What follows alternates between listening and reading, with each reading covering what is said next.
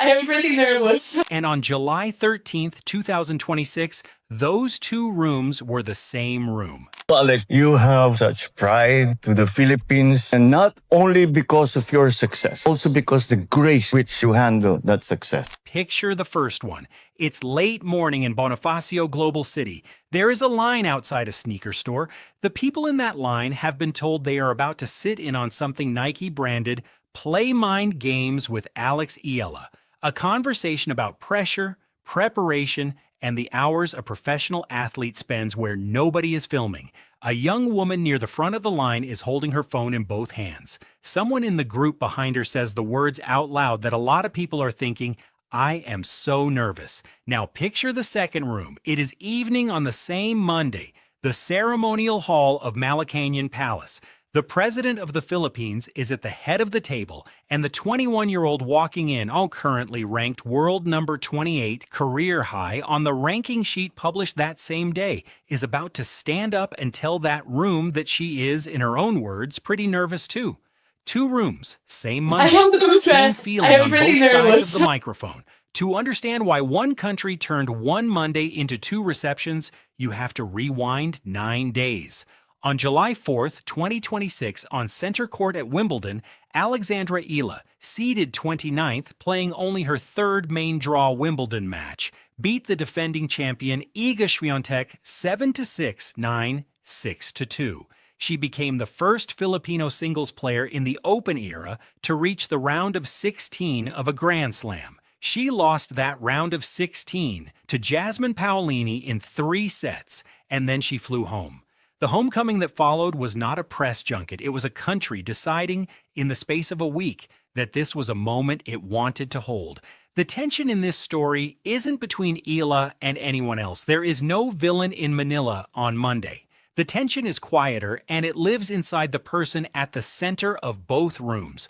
On one side of it, there is the private athlete, the one who trains where cameras are not, the one whose ranking climbed from around 140 in the world at the start of 2025 to inside the top 30 by the summer of 2026, 1 point at a time, 1 flight at a time, 1 physio session at a time. On the other side of that tension is the public symbol, the woman a country is now looking at and asking essentially to carry something.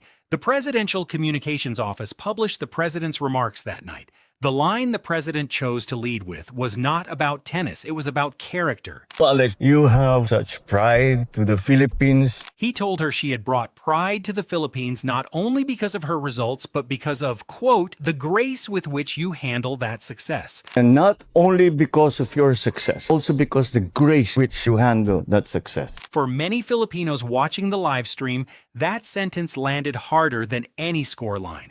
Because that is the sentence that turns a player into a symbol, and a symbol is a heavier thing to carry than a ranking. She is 21 years old. Her next tournament, the Mubadala City DC Open in Washington, begins on July 25th.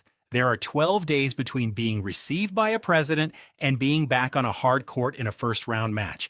That is the tension. Nobody put it there on purpose. It's just what happens when a career accelerates faster than the calendar. Start with the morning, because the morning is the part most of the international coverage missed.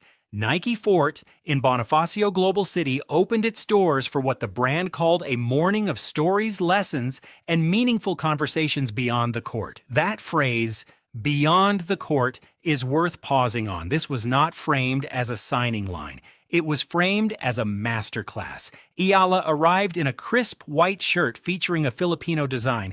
And yes, the lifestyle desks noticed the ruffled socks. And yes, GMA's lifestyle section wrote a piece about where to buy them. But underneath the fashion coverage, what happened inside the store was structured differently than a typical fan event. The conversation was about the mental side of the sport, about what pressure feels like, about the hours nobody sees. According to ABS-CBN's reporting from inside the room, Eala talked about her younger self, the version of her who dreamed of exactly this, and said something close to, "It's so much better than she could have ever imagined." That was the morning. Now the evening. The Presidential Communications Office release describes it plainly. President Ferdinand R. Marcos Jr. hosted a homecoming reception at Malacañang Palace and conferred a presidential citation on Eala for her Wimbledon run. The Philippine news agency reported the citation formally recognized her as the first Filipino to reach the round of 16 of a Grand Slam singles tournament. Dinner in the ceremonial hall, family present, the president speaking first. Here's what he said in full in the room. Quote, "Whenever we have these programs here, I always begin by saying, it is my pleasure to receive you. And when I say that tonight, it's not polite. I really am so happy to have you here." Then later, "You have brought such pride to the Philippines, to the Filipinos, and not only because of your success, but also because the grace with which you handle that success. You show the greatest, best qualities of Filipinos." End quote. Notice what the head of state chose to compliment. Not the win over Swiatek, not the ranking, the way she carries it, because the country was not celebrating a result. It was celebrating a person. Take one breath here, because the next part is the part the whole day was building toward. This is where the room went quiet. Eala stood up to speak. She began with a confession that almost no elite athlete makes out loud. Quote, "I have to confess I normally do not get very nervous when I have to talk, but today is the exception. I am pretty nervous." End quote. Think about what that sentence contains. This is a player who, 9 days earlier, had walked out onto center court at Wimbledon and beaten a 6-time Grand Slam champion in front of a global audience without visible tremor. And she was telling the president of her country that a dining room in Manila had more weight in it than center court. Then came the line that the Philippine news agency chose as the emotional center of its report. Quote, "I feel very seen. Hearing that come from you, I feel like all the hard work that I've done is seen. All the hours that aren't on TV are seen and validated and appreciated." End quote. Every professional athlete has those hours. Almost none of them ever get to say out loud in the country that raised them what those hours cost. On Monday in the ceremonial hall, she did, and then, because the moment was not finished yet, she said it again in Tagalog. "Tagumpay nating lahat." This is our victory. Ours, together, all of us. She followed it with, "Lubos kong ipinagmamalaki ang pagiging Filipino. I take great pride in being Filipino. I carry the flag with me wherever I go. So I promise that I will continue to represent the Philippines in the best way that I possibly can." That was the sentence that turned Monday from a news event into a memory.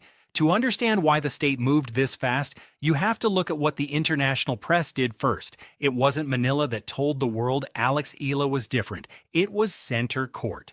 On the morning of July 5th, ESPN led its tennis page with the headline that she had dethroned the defending champion. Sky Sports ran the same result with the phrasing "huge shock." The New York Times, through The Athletic, made her Day 6 recap the lead item and wrote that she had exploded into the sport's wider consciousness.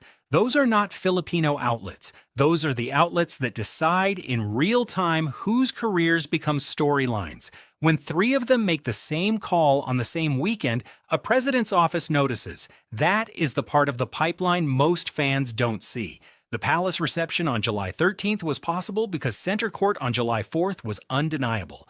Marcos, in his remarks, was not manufacturing the story. He was ratifying one that global tennis media had already written. Now wide in the frame, because the 2-venue day is bigger than either venue by itself. Filipinos have seen state receptions for athletes before. Manny Pacquiao, Hidilyn Diaz after her Olympic gold in weightlifting in Tokyo. These moments happen. What was unusual about July 13th, 2026 was the compression, fan meet in the morning, palace dinner that night, second fan meet already scheduled for July 15th at Glorieta Activity Center per Philippine Stars reporting from July 9th. The private sector, Nike, and the state sector, Malacañang, welcoming the same person on the same day, structured almost like a relay handoff. That kind of compression happens when a country is trying to catch up to a career that is moving faster than its schedule. She reached world number 28, career high, on the same day she received the citation. The ranking sheet and the ceremonial hall validated her within the same 24-hour window. And underneath the ceremony, the practical stakes are these. At number 28, she is inside the WTA seeded pool for hardcourt Grand Slams. The next 12 to 18 months of her career will look structurally different from the last 12. She will not always be the story other players build around. She will be the story other players prepare for. That is a different sport at the professional level, and it starts functionally on July 25th. Which brings us to the part of the story the ceremony cannot cover. She lost the round of 16 to Jasmine Paolini, 4-6, 6-4, 3-6. The match the whole country is celebrating is a match she did not win. The palace reception is not for a trophy. It is for a threshold. Eala said as much. In her own words to the room, per the Philippine news agency's account, that the recognition was not a finish line and that she was setting her sights on greater milestones. She now takes a scheduled 3-week break before the Mubadala City DC Open, the WTA 500 in Washington, running July 25th through August 2nd. The field includes Marta Kostyuk, Naomi Osaka, and Venus Williams. Her return to competition will not be gentle, which is the point. The hours that aren't on TV, the ones she named in the palace, resume on the practice court sometime this week. The country now knows those hours exist. The player still has to log them. Here is what July 13th, 2026 actually was. 2 rooms, same Monday. In the morning, a line of strangers in a sneaker store who were nervous to meet her. In the evening, a ceremonial hall where she stood in front of a president and was nervous back.